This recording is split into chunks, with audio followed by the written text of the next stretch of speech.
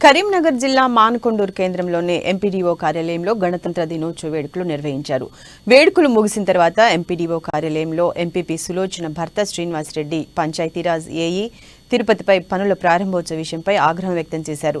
గణతంత్ర దినోత్సవ వేడుకల అనంతరం కార్యాలయంలో అధికారులు, ప్రజాప్రతినిధులు ముచ్చటిస్తున్న సమయంలో లక్ష్మీపూర్ హెచ్ఎస్సీ పనులు ప్రారంభమై మాట మంతి పెరిగి పంచాయతీరాజ్ ఏఈ చెప్పిన సమాధానంపై అసహనంతో టేబుల్పై ఎంపీపీ భర్త వాటర్ విసిరేశారు. వెంటనే అప్రమత్తమై అధికారులు గొడవ పెద్దది కాకుండా వారికి సర్ది చెప్పి శాంతింపజేశారు.